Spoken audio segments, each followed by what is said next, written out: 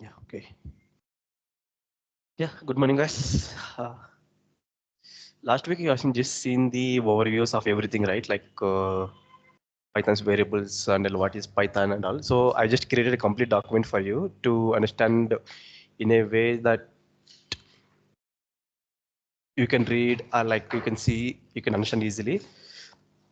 Before stepping into Python, we have divided it like for just introduction, I just created some objectives and like what Python usage, history, translator, everything. We'll just go through with each object and we'll discuss. See, and before that, I'll just open my Python ideally.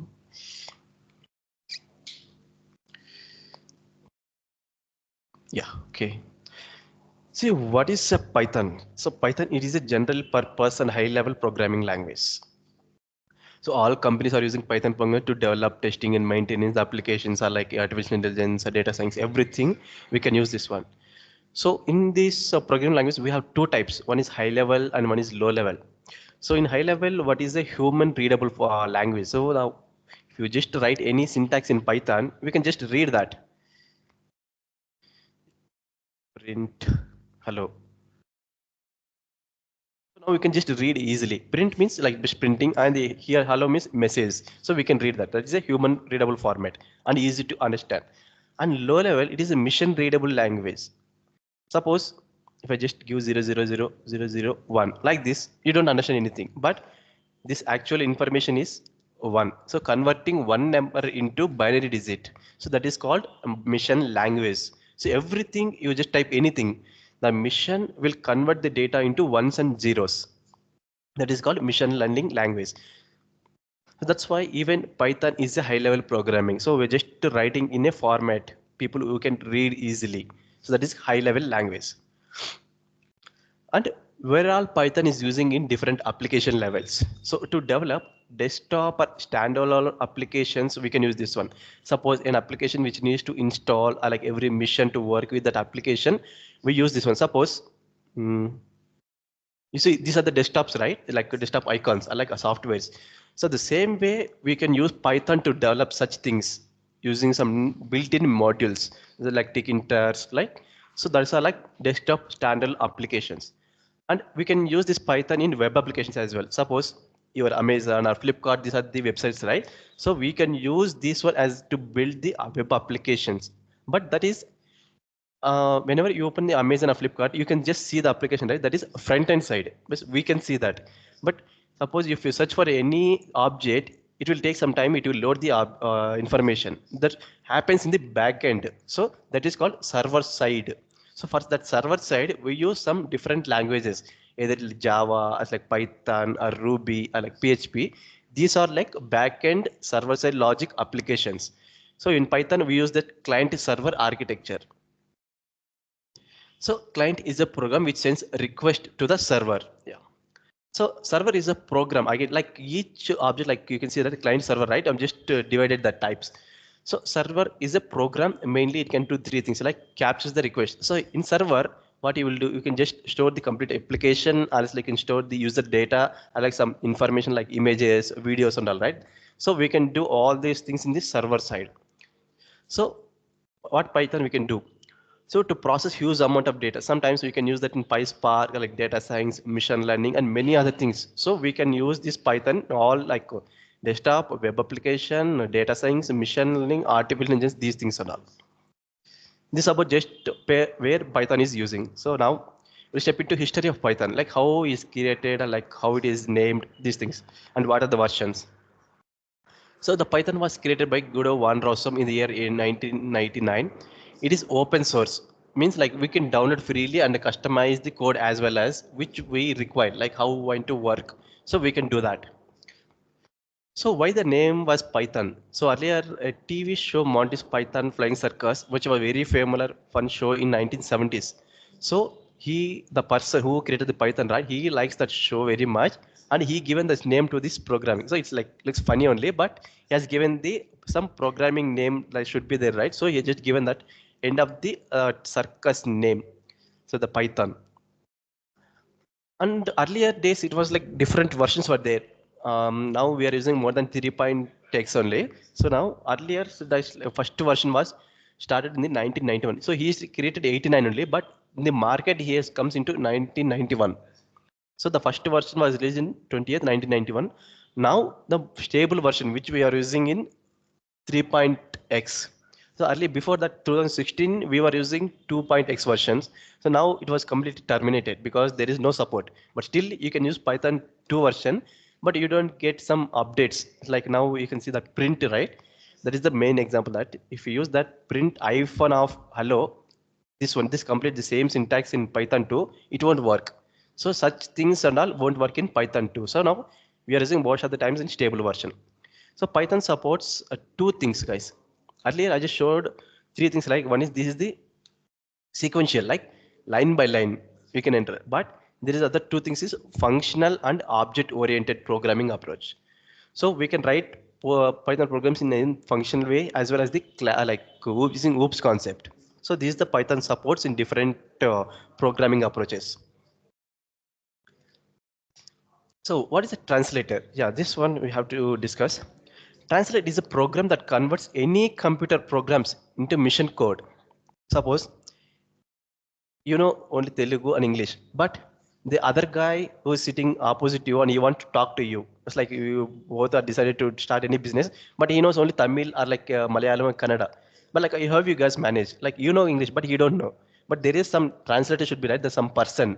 The same way here, the human and the mission, the Python is just writing the code, but the Python code should convert into a mission language, right? That it's translator it is doing.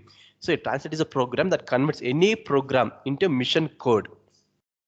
So there are n number of translators that are existing, but for us we need to understand only two types of translators.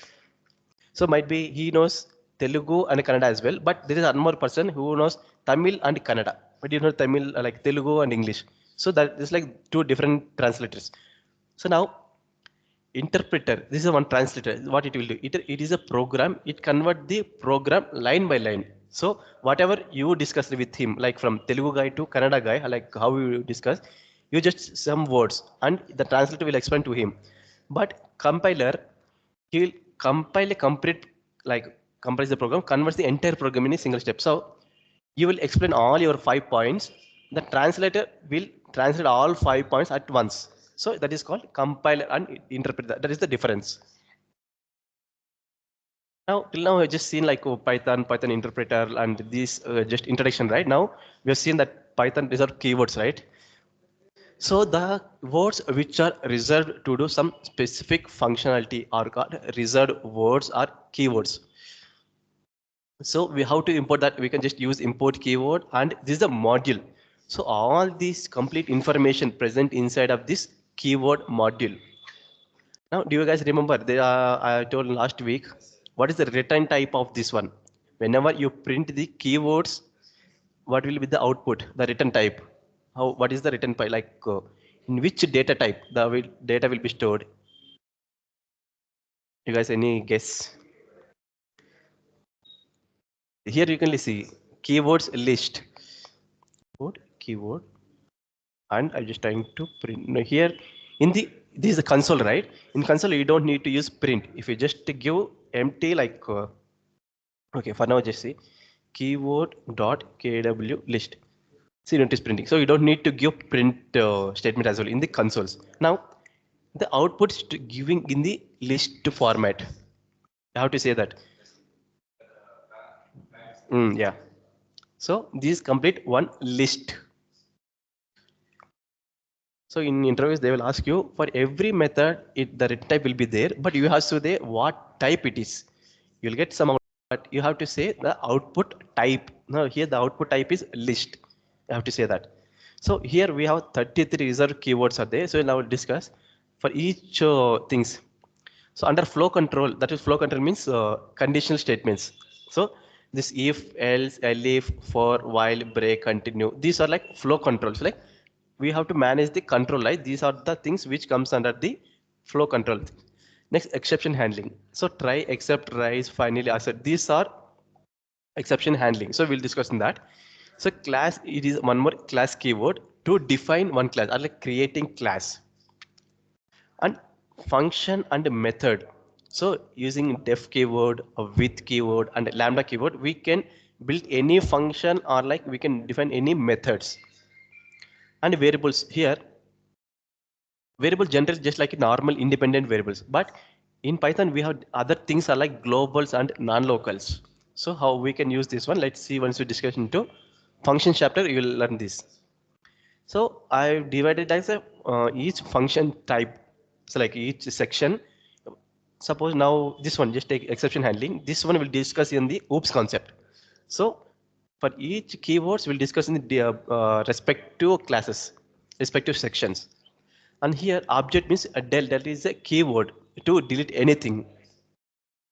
And a module section, like here we used import keyword, right? That one we'll discuss in the module chapter. And check is in, these are like related to the operators. And a built-in condition, that is the booleans, we'll discuss this, and the logicals also we'll discuss. So these are the major keywords which we can't use as a variables. So each keyword has some specific functionality, right? So that's why. And make a note, all keywords in Python contain only alphabet symbols. See, you don't see any number in your keywords. But in variables, while creating a variable, you can just give var3 equals to hello, like that, right? But here, for keywords, there is no specific number for any keyword. So all keywords are like small only, like small case only. But only few three like built-in contains like there is booleans, true, false, and none. So this one we'll discuss in the variables chapter, none.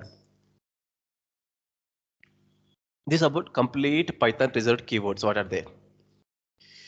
Now stepping into Python coding introduction. Now you have seen just Python introduction only. Now coding introduction, how it will be. So how many ways we can write the Python program and Python program internal flow. So now we have just seen, if you run just Python program and just to type hello, how it is printing. Like we just see the flow complete, how it is working. So there are many ways to write the program. We can write the program, Python programs in different ways, like using just Notepad. Once in this Notepad, most of the people will already working or like full-fledged experience, right? They will use these notepads. Or as far as you can just use write hello, and this is one way. You can just use Notepad, Notepad plus, Edit plus. There are a number of just text editor tools. And there is one more ways we can write Python IDE list. Now this one is IDE list we can use, and PyCharm or like Visual Studios and all. These are the different ways we can write the program. We have seen how to write the program, but we should know how the program is working, the internal flow. See, how the Python internal flow works. This answer mainly three parts. One is we'll write the code and run the program, right? That is one section. And the next section, it will compile the file. So and the next one is Python virtual machine. Now let's discuss about each box, like what it is doing and like how to explain this. So write and run the program is in Python code. We'll just write the code, some text editors, and I will just save it as .py or like Python extensions. That is like writing and saving the program. Now to run the program, we will just open this one. We'll just click on run. That is just like a running the Python program in ideally. But there is one more that is command prompt also we can use. So that is one way to write and run the program. Now actual work will start here. So in compiled Python file, while running the program, the first step is internally Python compiler. So I told you like Python is a interpreter, but internally it will be there, the compiler. So compiler takes this source code and creates corresponding compiled file. In Java, you just simply write some Java file. First they will compile. Manually we have to do that. Then we have to execute. But here, whenever you run any Python, it will compile that first completely. Then it will take that compiled file and it will run that. So how it works? It will take the source code. So this compiled file is not visible. So we can't see that because that is compiled file. It is built in Python virtual machine. So it is a hidden file stored in cache memory. Suppose, yeah, I just want to show some example. Sorry guys. Yeah, this one print. Hello. I'm just saving this file.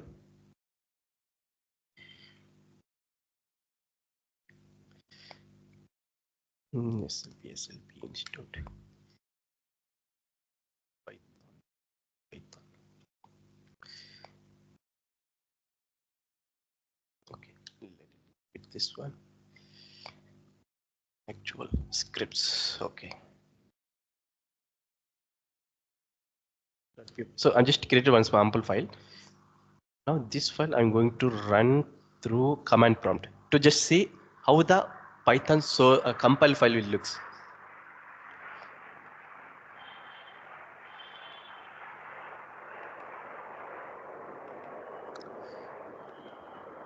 So to open command prompt, we have two options. Either we can just come to which folder you want to run, just enter cmd, and it will open the complete path. Or just use like Windows R and just type command. Now here I've just Python and what is the first.py. Now it will just print that, it is just running that. But I want to see how it is compiled file and how it is running that. So using Python -m, this is a module we have to use to check that. There is one more module, py_compile. This module will help you to check the compile file, how it looks. So now demo, first.py.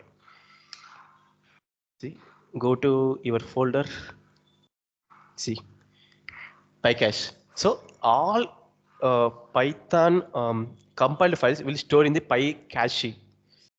See, it starts with a file name and C Python means, oh, one more thing. The Python has developed using C language. So that's why you see that C Python means the Python has developed using C. That's why every compiled Python file using compiled C means compiled Python. And what is the version we are using? I'll just give -39. So 3.x it should supposed to give, but it is giving 39. Not pyc, that is compiled file. Now want to see how it looks. Choose another app. Let's see. Notepad. See, you don't understand anything. It is completely related into mission language, right? So this is, if you want, if someone asked you, I want to see a Python compiler file. So this is the way to get the Python compiler file using -m and give the module name, Python compile module name, and give what is the file name you want to. You'll just create this file under the PyCache. This is the cache folders. Hyphen means module here. Py module is a module name, and this module creates compiled Python file. So Python creates separate folder in the current directory, that is PyCache, to store compiled Python files. So in your folder you might have some hundreds of Python files, and you want to see all converted like means compiler files. Just run the same command for different files, and all files will be stored in PyCache folder only. So this is how the source code will convert, like it will compile the code, like that is how the Python is using. So now last main thing is Python virtual machine. So the Python virtual machine is a predefined program as well as the compiled thing. So here the compiled file contains bytecode instructions. Till now, when I see that code, it was like we can't understand that how it is converted, right? So those bytecode instructions are not understandable by microprocessor, and even system also can't understand that. But the Python virtual machine can understand what type of data it is. So Python virtual machine takes responsibility to convert these bytecode instructions into mission understandable language. So that is bytecode instructions, but we don't understand. That is converts into mission language means 1 zeros. So this is how the Python virtual machine will convert the data. So if someone asks you, like maybe in interviews also, people like interviewer asked you, what is a Python virtual machine? How it works means, so the Python virtual machine is a predefined program. It will help you to convert bytecode into mission readable language. Like that, you just say this word, that's enough. So this is about complete Python introduction, guys. Python coding introduction. like how the flow you got the right, like how many ways we can write the program, and how the internal flow works. If any program starts from writing to till getting the output, how it is working the flow.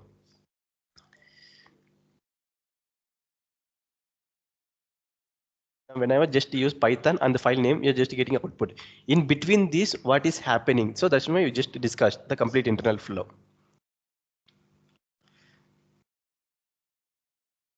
So what the next concept is naming conventions. Before stepping into variables, we'll just discuss about naming conventions, how we can do. So here the what is the objective is, that is what is an identifiers and the rules to create an identifier and the comments and indentation. Yeah, let's see. In naming conventions, what is an identifier? It is a name in Python program is called identifier. This name can be anything, whether it is a package name, it's like this is command. Yeah, package name is this one. This is a module or like package name. So this is the package name or like module name or variable name, function, anything. It will be identifier because we can suppose if you don't have any name, how I can identify you? Like I have to call means, so like there is some name right for you. So that is called identifier. So Python creator made some suggestions to the programmers reading how to write identifiers, like creating a variable, how we can create. So Python developers have created some suggestions or like some set of rules how to follow, like how to create an identifier, like how to create variables. And why we should follow these naming conventions. Before that, I'm just going a little fast because you already know, right, these things. So I'm just going a little fast. So why we need to follow these naming conventions? If we follow the naming convention, then we can know that writing code is easy to understand, easy to read, easy to debug. Suppose in a script, where is my script?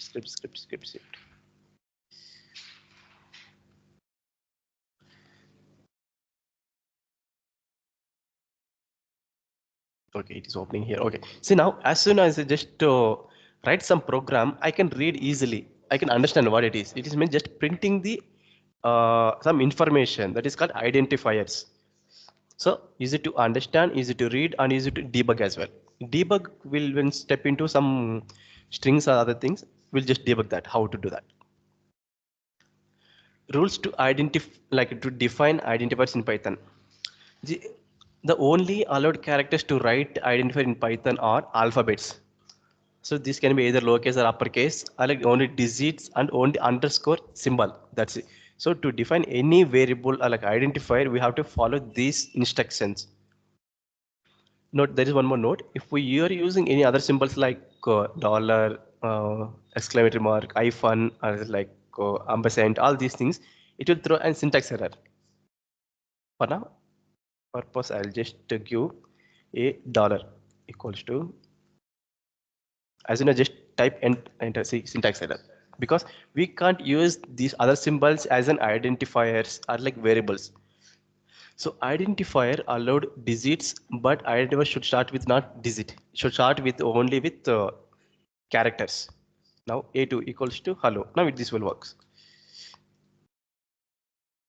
It's working. So identifier allow only digits, but identifier should not start with digit. It should start only with the alphabet. And identifiers are case sensitive. Yeah. One more thing. What are the variables are like module names and package names? All are like, see, this one this is a module or like package, right? This one all is in small letters. So even when you're writing any variables, it's better to write in your lowercase only, because whenever you give some capital letters, it will treat like as a class. But people might understand that only a class because that learns in the class topics. Now you have to follow some guidelines to give only that in a small letter, unlike lower case. So we cannot use identify like keywords. So the result keywords we have seen that 33.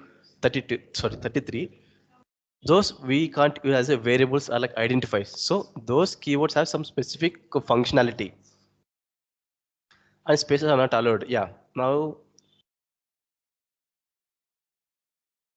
A, B equals to, if I do like this, it will throw error, I can see. So naming space also it will treat like as a special character. So that's why you're not supposed to use any spaces. Yeah, you can use underscore. So we have just seen like how to identify, like how to create identifiers. Identifier is just like as a variable. Just remember that variable. So what are the comments? So here comments we have two types. One is single line and a multiple line comments.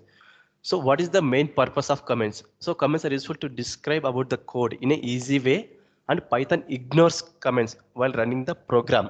So you have written some thousands of lines, and in that you don't want to run all the lines. You want to comment only few, and you can just use either single line comments or multi-line comments. So how we can do that?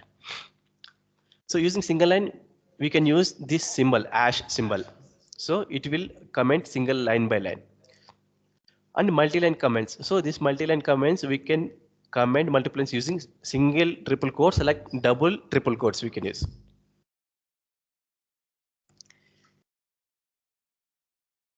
I think for your purpose are like someone's, yeah, okay. This is the one line, just commenting. The same way we might have some, whenever I just give capital, it is throwing error because keywords and everything should be in a lowercase. Like this, we have some lines. Okay, let me create like this. And you want to create multiple lines, means how you get just like this. Just use double quotes and it will be comment multiple lines at a time.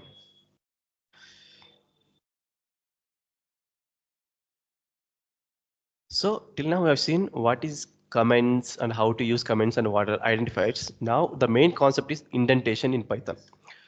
So what is indentation? It is a block, means group of statements in a program, and most of the program languages like C++, Java uses braces, right? They will write their code inside the flower braces. But in Python, we don't use flower braces. So you follows the indentation. So we need to use indentation to define a block of code, or like block of code means few statements. So how to do that?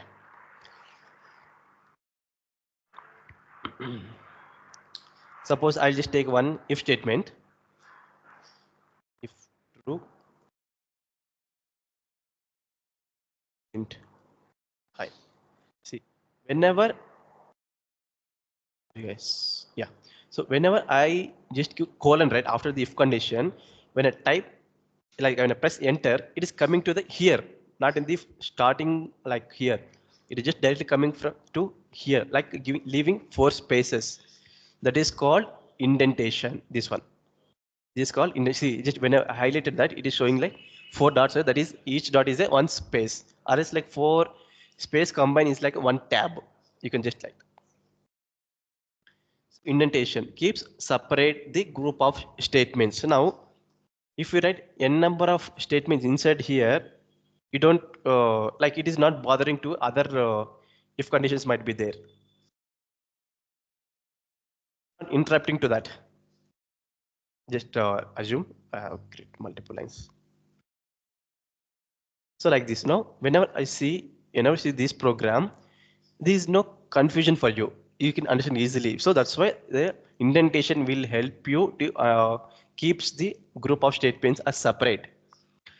So the recommended indentation is four spaces. So whenever just highlight the indentation, you'll get four spaces. Or like one tab. That's fine. That is the indentation. You must follow the order of indentation, otherwise you'll get a yeah. Suppose, sir, I will give one more space like this, and I will try to run the program. It will throw. Because we have to follow some guidelines and how the Python has developed. Now, where is the command prompt? So now, if I run this program, the indentation error, because here in the last line I entered 8 spaces, but in this if condition it won't prefer, it will prefer only 4 spaces, unlike one complete tab space. That's why you're getting indentation error. So we must follow the order of indentation, otherwise you'll get indentation error. So where all colon symbol is came in your program, then after in next line the indentation required except the lambda keyword. Forget about this last line till here. Where all the colon symbol, see in your program Python, wherever you use this colon, the next line will be starts with indentation. There is one we can say good name antara. Okay, let it be. Okay. So wherever the colon ends, so the next line will starts with indentation. Hope you are clear with this indentation and what are the identifiers and how we can write that and what are the comments.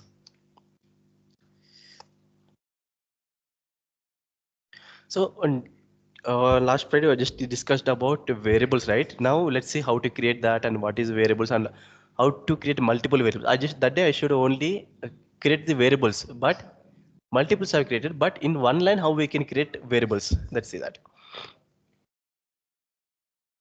So what is a variable that?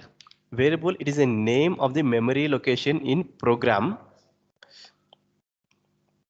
Suppose, assume, this is one variable. I'm just going to create a result equals to high. Now this one is a one variable and the information, now we are running in the console, but see, now whenever I typed RES, the information high will be stored in RES, but that is assigned in some memory location. So variable is a name of the memory location in program. What is the purpose of a variable in program? So the purpose of the variable is to represent the data. The data means it is collection of facts, or as like facts means it is can be alphabets, numbers, alphanumeric, and symbols, anything it could be. And variable refers to a value. So now why we are using variables? Most of the times we prefer these variables only to store some data. So every time we use this variables to store the data and to process, we can use the next lines as next programs as well. And variable holds data completely. So now we just assign means it is holding the information. See, when I just mouse over to that, it is showing the information. It is just holding the data. Getting bored because I'm repeating the same things, right? Okay. So how to naming convention to a define a variable. So as we discussed in the identifier, the same way here, naming convention chapter, a variable name should be in lowercase only. And if naming have multiple words, like separating words with underscore, let's suppose, now I connected to some real-time example. I connected to some database. Any database it could be. Now I'm trying to getting some only the price details of the all the objects. So now getting data from database like this. This complete one variable only. So this is the way we can define the variables, even understand. So what is happening? This is the way you should follow in ITs. So multiple words and separating words with underscore is a good practice. So you can understand easily. So now you, as soon as this variable you see, so what it is telling, like what is trying to say, or like what type of data it is trying to share. This is a good practice if you give the multiple words using underscore. Now we have seen identified just how to that. Now see how to create that. To create a variable, you need to specify two things. One is name of the variable and assign a value to that. Then suppose for just simply this result, I just simply defined that. I didn't declare like I didn't assign any value. If I just try to save, it will save. But run the program, see invalid syntax. So here we just simply created a variable, but till now we didn't assign like hold any data to that particular variable. We have to define like or to have assign the value. See, the first one is name of the variable and assign a value to the name of the variable. This value is also called as literal or constant. Which means now I've defined some value. Now I can't change this one because I just simply defined. I can't change them. Suppose if you use input function, then it will work because whenever you run the program, the high only will print every time only. I'm taking one more variable using input.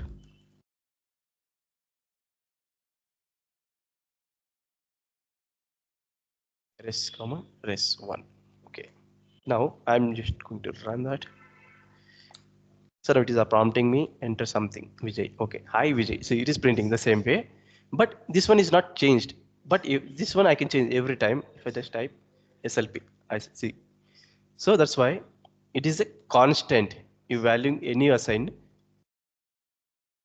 So here assigning a value to a variable, this also called as literal or a constant. So now we have seen how to create a variable and how to create multiple variables.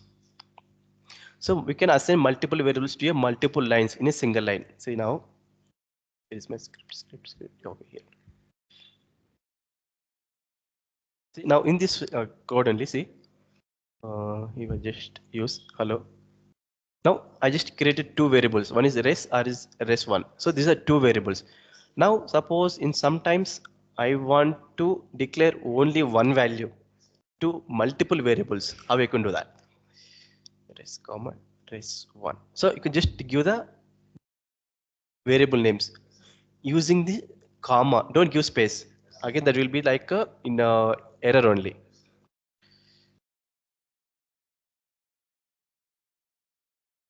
See now, res1 also will be hello only, or res also will be the same. Sorry, too many words to unpacked. Okay, now this way. Let's we can define like this. One sec.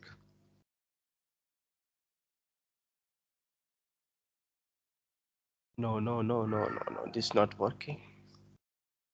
One sec, guys. Let me. Okay, okay, okay, okay. Got it.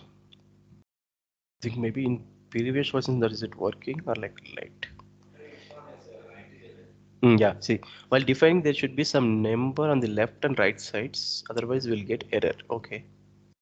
Okay, so now, okay, forget about that. Now, earlier I used two different variables, res and res1, right? That was taking hello and the other one was taking hi. Now, I want to write only that one in one line.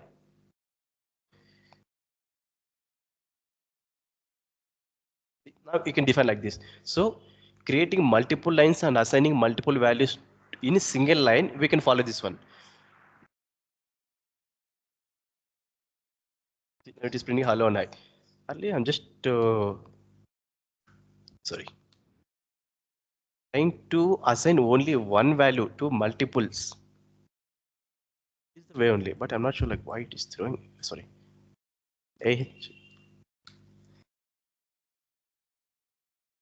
too many values to unpack. Okay, still it's a good thing. Okay, do I need to give space?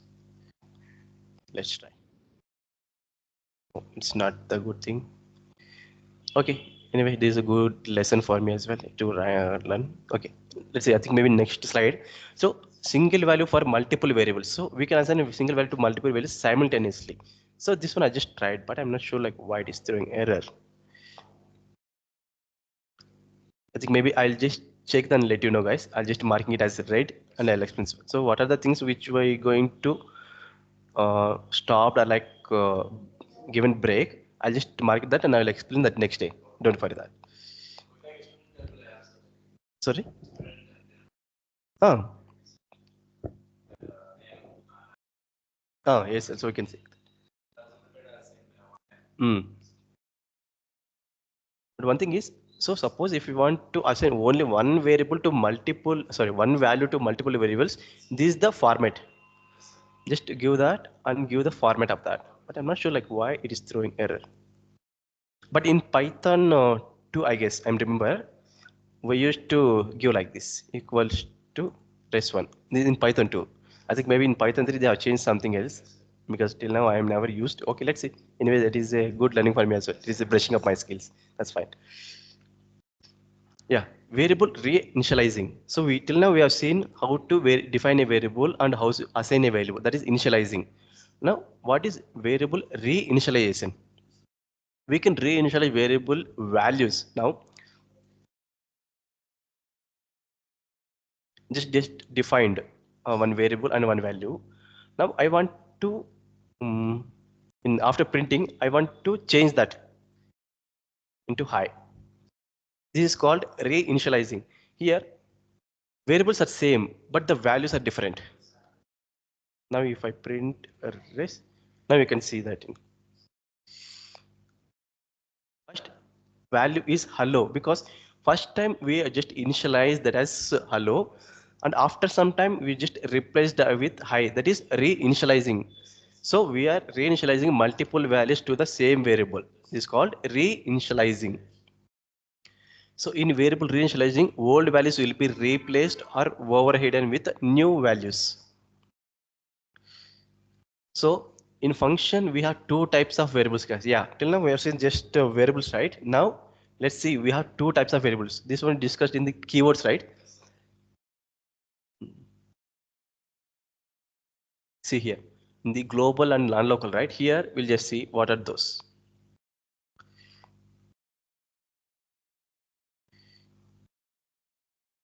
Come down. Yeah, one is global and one is local variables. Non-local means local only. So yeah.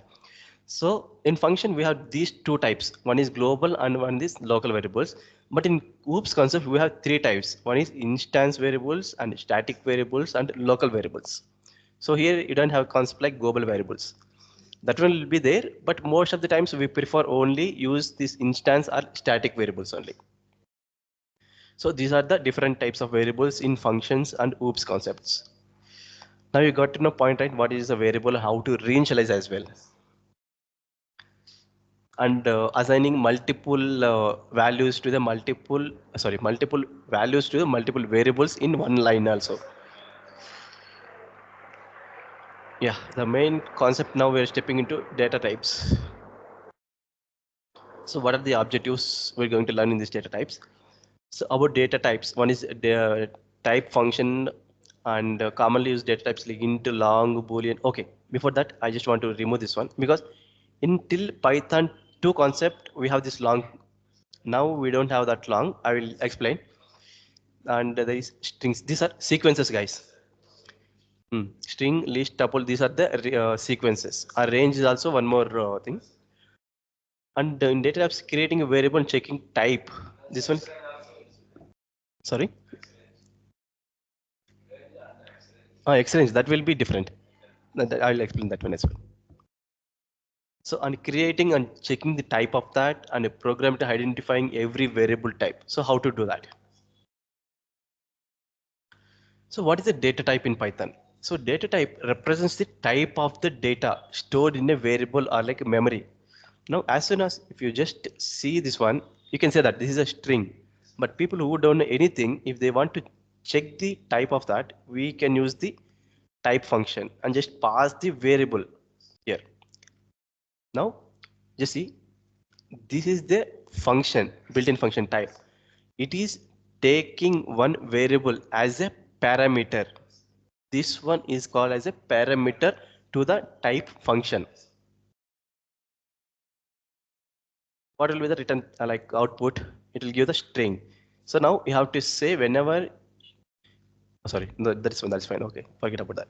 Now I just use type function to get the type of the variable. Now this variable will act like as a parameter to this type built-in function. So type function is predefined function in Python. It is used to check the type of the variables. And here again we have two more types. One is built-in data types. Built-in data type means like int, boolean. These are the built-in data types. Now the user-defined data types, which are created by the programmer, that we will learn in the OOPS concept only. So how to do that? So what are the built-in data types? Here we have numeric types like int, float, complex. These are the numeric types. And booleans, only boolean type means that is true or false only, these things. And none. Yeah, this one is one more data type. I will explain that. And sequences, string, list, these are the data types which we have. And the user-defined data types are which are created by the programmers called user-defined data types. Example in class, module, array, these things are we'll discuss in the OOPS concept. Forget about that now. Now let's see what are the numeric types. I'm just taking one variable, assigned one name. Now this is a numeric data type. 1 equals to 2.3. Now this is a float. We can tell easily, but using type function, how we will check that? Complex. Okay, that will use square roots, right? Okay, that's fine. We'll just forget about that. Complex mean you write after coming like 1 plus 2e. That is, those are like complex. But now here it doesn't much required. Boolean type. Result equals to true. This is the way of defining Boolean value to a variable. And a none type, yeah. Now see, this one equals to, just define that none. That's it. Now this one will act like as a none data type. Nothing will be there, but why we can use this one? This one we can use in our further programs. And sequences. Okay, they'll discuss in the once we step into advanced topics. Here, days like in Python 2 only. If any value, any integer like this, it might be some any name or ID or like anything. It was like this. The type was giving as long. Now in Python 3, whatever the number may be some one digit or like some 5 digit, 10 digit, 20, 30 digits, it will still take like as an integer. So that is the major difference they have changed. Till now, we have discussed main topics for difference between the Python 2 and Python 3 is first is print. The next one is input. The next one is this one, the long the data type. So these are the three concepts, and you can just note it down somewhere. And at the end, we'll just see how many major differences they have changed into Python 2 to Python 3.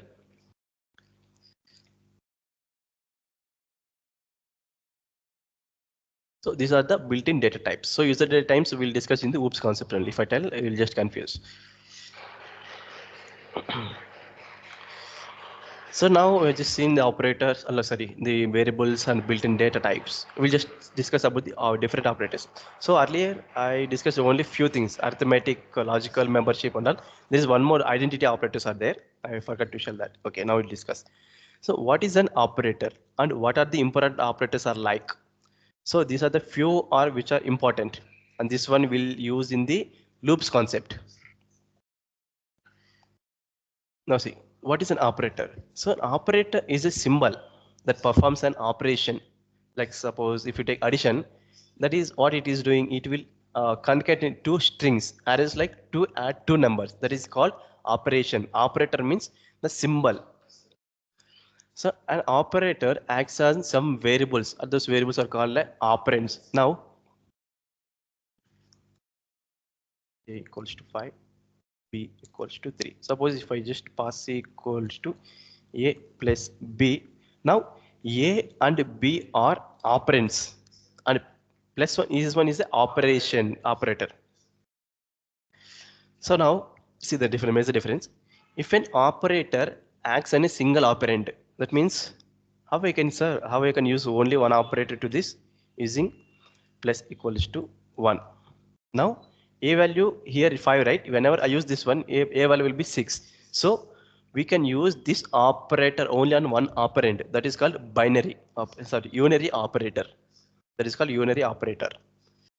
And if the same operation now a plus b, now it is two operation like two operands doing one operation. That is called binary operator.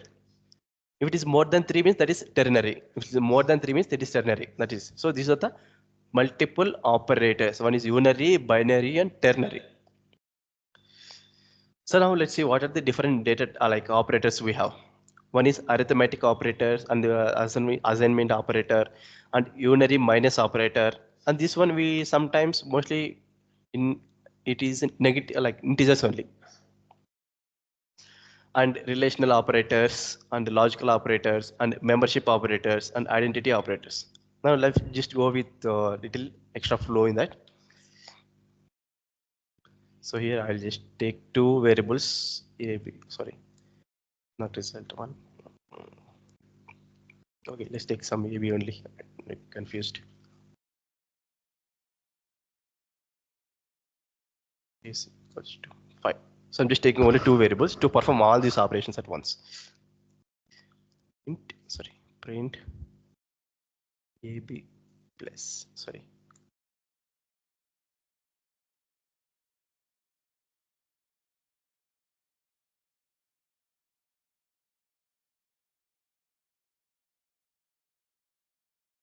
Why I'm just recording this because a new person has come, right? I think maybe today he's not.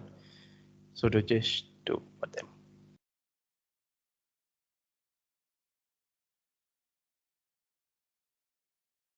And one more thing, guys. See, I can give a space also here for any operation. I can give a space.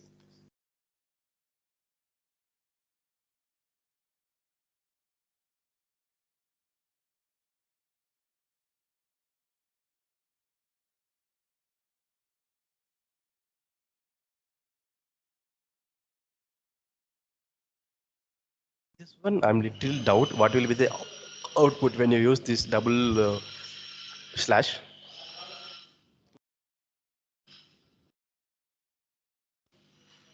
Yeah, 4. Okay. This whenever you use only single this one, it is giving the quotient. So not quotient only, but that is in the format of float. But when I use double slash here, this one reminder, not reminder, quotient only, but without floats. Suppose here we have some 23. Now if I just type, see this one it is giving 4.6, but this one is still giving 4 only. So it is eliminating the decimals. So it might be they might ask interview, I'm not sure, but just remember that whenever you use only single slash, that is divider, it will give the complete result, that is quotient 4.6. But if you use double slashes, that will take only the quotient but without floats, like without decimals. It is a good learn for me as well. Okay, thanks. Once you step into the deep subject, you will forget such basic things. That's common to everyone. Now you're seeing that assign operator. So now till now just assigning everything. So using equals to, that is assignment operator, assigning any value to that. And unary minus operator. Let's check this one. Till now I have seen this one. I never used actually. The good practice if you learn. Minus operator in Python. Okay, for example, if an operator is used to make the single operand a negative value, hence they call unit. Okay, it is just like as the operator. Okay.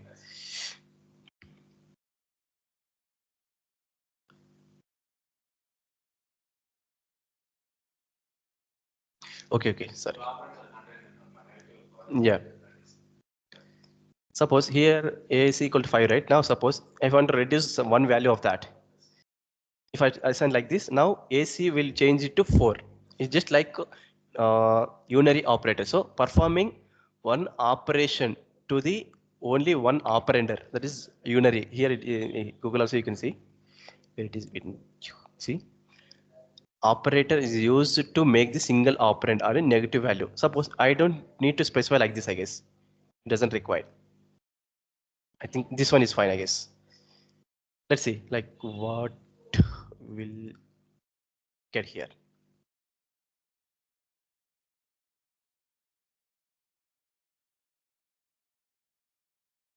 5 only it is giving. Okay. It's not doing anything. Okay. But it's supposed to give error, right?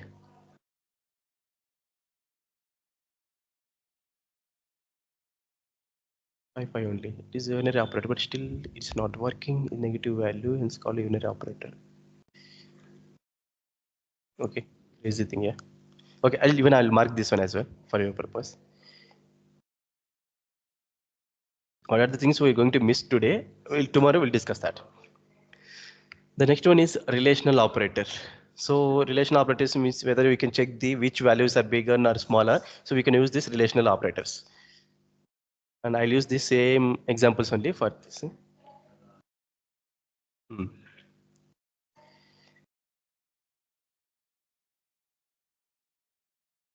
But here, when you perform these arithmetic operations, we are getting the output like as an integer. But when you deal with the relational operators, the output will be in Boolean format. That might they will ask, but we're not sure. But you should learn this one as well. Whenever you're dealing with the relational operator, the output will be always in the Boolean format.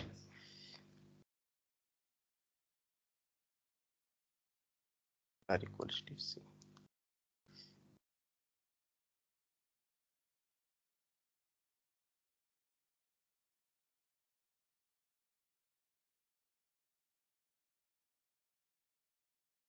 equals to AC, not equals to. Sometimes you get more bored as well.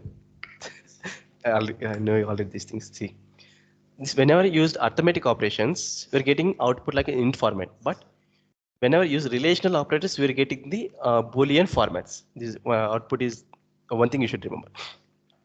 And logical operators, yeah, and or not. So this one, most of the times we use that one mm, in the conditional statements to check the conditions of that.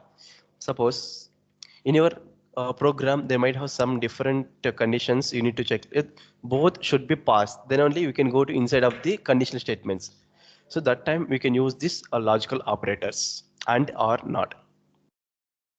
Suppose now A and B is there. Okay, fine.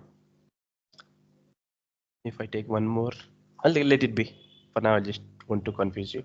If want to check AB greater than AC, like this, now it will check the condition. If it is true, then it will go inside. Now suppose there is one more variable, D equals to 30. Now I want to give the condition because I want to find out the bigger value. This one. That's why AB is greater than DE or not. So this operator, whenever the AND is there, the both conditions should satisfy. Then only it will go inside of the if condition.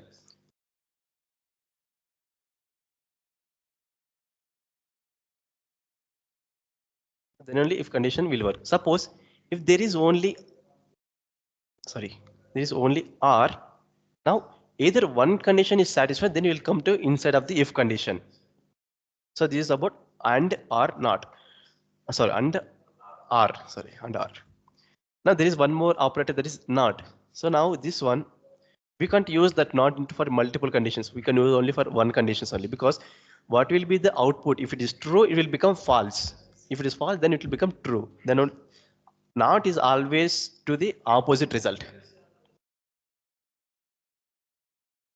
If if not AB is less than AC. Now here I use less than, means AB is less than AC. Now it will false only. Now what it will check? Now it is false, then it is changing not whenever you use, means it will change the false to true. Then it will come inside of the if condition.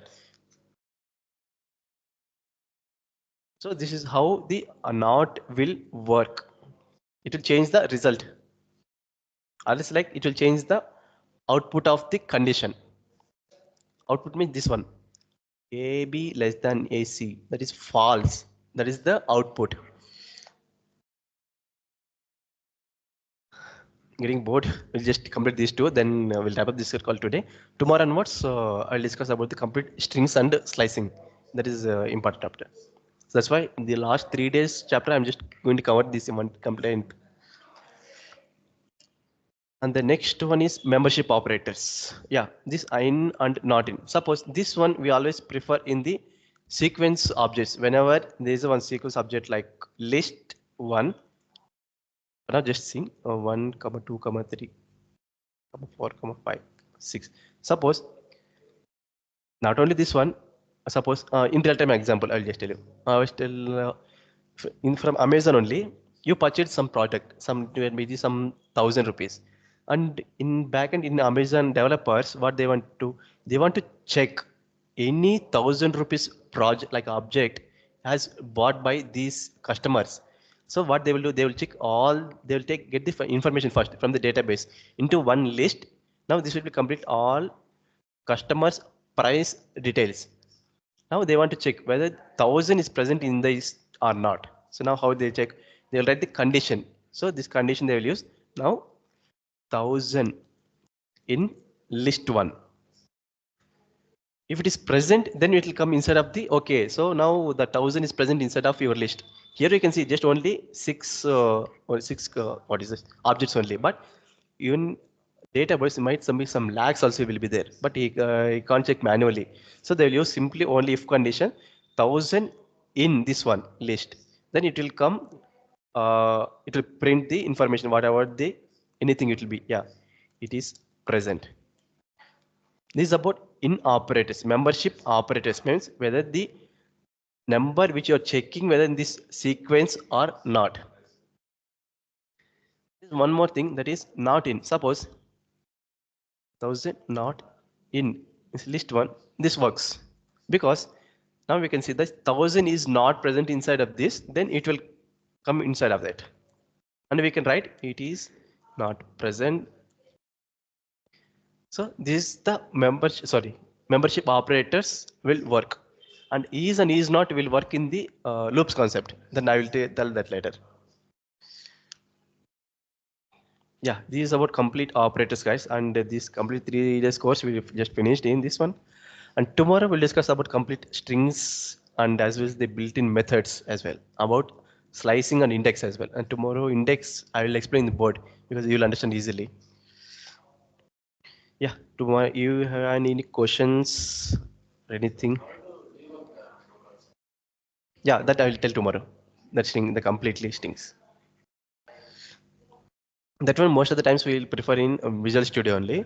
There we'll just mark it in which line you want to stop. That when if already working and if you want to do that, we can do that. And if you want to debug through command prompt, we'll see. Don't worry, I'll explain that one as well. And I'm not going to miss anything. What are the things we just mark it here? I will explain everything. Okay, then if you don't have any calls, then we'll wrap up the call for today.